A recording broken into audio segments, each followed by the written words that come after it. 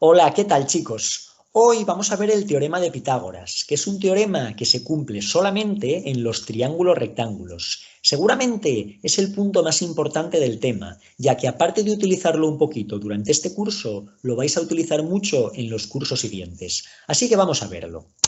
En primer lugar, Pitágoras, os digo que era un filósofo y matemático griego que vivió hace muchísimo tiempo y que es famoso por un descubrimiento que hizo, que os lo voy a contar ahora mismo.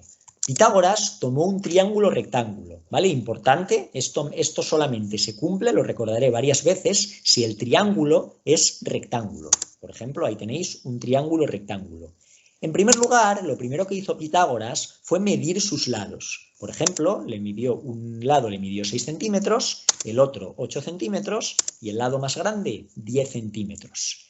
En segundo lugar, dibujó los cuadrados sobre ellos, sobre cada uno de los lados. Dibujó un cuadrado sobre el lado de abajo, dibujó un cuadrado sobre este lado de la izquierda y dibujó un cuadrado sobre el lado más grande. En tercer lugar, calculó las áreas de dichos cuadrados. Recordar que el área del cuadrado es simplemente lado por lado al cuadrado. Pues el área de este cuadrado, del cuadrado más pequeño, como mide 6 centímetros, todos los lados del cuadrado miden lo mismo y miden 6 centímetros, pues su área es 6 por 6 igual a 36 centímetros cuadrados. El área del cuadrado de la izquierda es en este caso 8 por 8 igual a 64 centímetros cuadrados. Y el área del cuadrado más grande es 10 por 10 igual a 100 centímetros cuadrados. Y en cuarto lugar, Pitágoras se fijó en una curiosa o quizás no tan curiosa coincidencia, que es que 36 más 64 es igual a 100. Es decir, la suma de los cuadrados más pequeños es igual al cuadrado más grande. Por tanto, pensó, parece que en un triángulo rectángulo el cuadrado del lado mayor, que en este caso es 10 centímetros, es igual a la suma de los cuadrados de los lados menores, en este caso 8 y 6 centímetros respectivamente. Bien, pues Pitágoras pudo comprobar más adelante que esto no solamente se cumple en este triángulo, sino que se cumple para cualquier triángulo rectángulo, que en cualquier triángulo rectángulo el cuadrado de su lado mayor es igual a la suma de los cuadrados de los lados menores. Por tanto, esto se llamó para siempre y todavía hoy se llama el teorema de Pitágoras. Y vamos a verlo ahora con un poco más de detalle y también vamos a ver sus primeras aplicaciones. Hoy vamos a ver en concreto cómo utilizarlo para comprobar si un triángulo es o no rectángulo.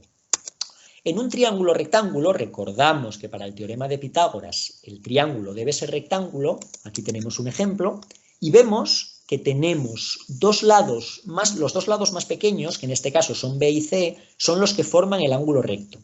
Y el lado mayor del triángulo es, en este caso, el lado A, digamos el que es opuesto al ángulo recto. Bueno, pues a los lados menores, que como os digo, son los que forman el ángulo recto, se les llama catetos. Y son los lados, en este caso serían los lados B y C. Y al lado mayor, digamos el opuesto al ángulo recto, el más grande, se le llama hipotenusa. En este ejemplo es el lado A. Bueno, pues el teorema de Pitágoras nos dice que en un triángulo rectángulo la hipotenusa al cuadrado es igual a un cateto al cuadrado más el otro cateto al cuadrado. Es decir, el lado mayor al cuadrado es igual a la suma de los cuadrados de los lados más pequeños. Vamos a utilizar esto hoy para comprobar si un triángulo es o no rectángulo. Y para ello vamos a ver ahora mismo unos ejemplos. Fijaros en este ejercicio, para comprobar la rectangularidad de un triángulo. Dados los siguientes triángulos, nos preguntan si son rectángulos. Nos dan estos dos triángulos, con las medidas de sus lados. Bueno, pues para comprobar si son o no rectángulos, tenemos que utilizar el teorema de Pitágoras, que nos dice que si el triángulo es rectángulo, la hipotenusa, que es el lado mayor elevado al cuadrado, va a ser igual a un cateto al cuadrado más el otro cateto al cuadrado. Recordar que los catetos son los lados más pequeños. En este triángulo la hipotenusa es el lado más grande, sería el lado más grande, el de 5 centímetros. Y los catetos, los lados más pequeños, en este caso el de 3 y 4 centímetros. Bueno, pues ¿qué hacemos? Pues vamos a coger por un lado la hipotenusa al cuadrado y por otro lado la suma de los dos catetos elevados al cuadrado. 5 al cuadrado, el lado mayor al cuadrado, nos sale 25. Y un lado menor al cuadrado más el otro lado menor al cuadrado, fijaos que sería 3 al cuadrado 9 más 4 al cuadrado 16, 9 más 16 igual a 25. Bueno, pues sabemos todos que 25 es igual a 25, por tanto hemos visto que el cuadrado del lado mayor es igual a la suma de los cuadrados de los lados más pequeños. Por tanto, como se cumple el teorema de Pitágoras, ya podemos afirmar con total seguridad que sí, este triángulo es rectángulo. Vamos a ver qué pasa con este otro triángulo. Hacemos lo mismo, aquí el lado mayor es el de 8 centímetros y los lados más pequeños, pues los de 5 y 7 centímetros, ¿vale? Pues cogemos en primer lugar el lado mayor y lo elevamos al cuadrado, que nos sale 64.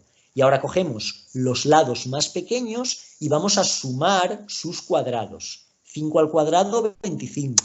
7 al cuadrado, 49. Por tanto, sumamos 25 más 49 y nos sale 74. Bueno, en este caso vemos que 64 es distinto de 74. Por tanto, al no cumplirse esto de aquí, al no cumplirse el teorema de Pitágoras, podemos afirmar con total seguridad que este triángulo no es rectángulo. Y en último lugar, vamos a ver qué ocurre con los triángulos acutángulos y obtusángulos. Es decir, acabamos de decir, y tiene que quedar muy claro, que el teorema de Pitágoras solo sirve para triángulos rectángulos. Pero fijaos, si tenemos un triángulo, en principio un triángulo cualquiera, no sabemos si es acutángulo, rectángulo u obtusángulo, tenemos que su mayor lado mide A, su lado mayor es A y sus lados pequeños son B y C, pues mirar, si el triángulo es acutángulo, se va a cumplir que el lado mayor al cuadrado va a ser en este caso menor que la suma de los cuadrados de los lados más pequeños. Si es obtusángulo, el lado mayor al cuadrado va a ser mayor que la suma de los cuadrados de los lados menores. Y por supuesto, si el triángulo es rectángulo, pues ya lo hemos visto. Entonces, eso es lo que hemos llamado teorema de Pitágoras, lo que se llama teorema de Pitágoras, que es que el lado mayor al cuadrado es igual a la suma de los cuadrados de los lados más pequeños. Fijaos, si recordáis, en la diapositiva anterior habíamos visto este ejemplo. En principio nos habían pedido que comprobáramos si era rectángulo o no era rectángulo. Como vimos que 64 es distinto de 74 y por tanto no se cumple el teorema de Pitágoras, sabemos que no es rectángulo, pero no tenemos por qué conformarnos con saber que no es rectángulo. Podemos saber si es acutángulo u obtusángulo. Y en este caso vemos que 64 es menor que 74. Es decir, el cuadrado del lado mayor es menor que la suma de los cuadrados de los lados menores. Por tanto, podemos afirmar que este triángulo va a ser acutángulo, va a tener los tres ángulos agudos. Y por último vamos a ver este ejemplo, un triángulo en el que sus lados miden 3, 6 y 9 centímetros. Bueno, pues vemos, este es el lado mayor, ¿no? Pues lo elevamos al cuadrado. 9 al cuadrado es 81. Y ahora cogemos los lados más pequeños, los elevamos al cuadrado y sumamos esos cuadrados. 3 al cuadrado es 9, 6 al cuadrado es 36, 9 más 36 es 45. Y ahora tenemos que el lado mayor al cuadrado, el cuadrado del lado mayor, es mayor que la suma de los cuadrados de los lados menores. 81 es mayor que 45. Estamos en este caso, por tanto, podemos afirmar con total seguridad que este triángulo va a ser obtusángulo, es decir, va a tener un ángulo obtuso. Bueno, esto es todo, chicos. Cualquier duda, consultarme. Hasta luego.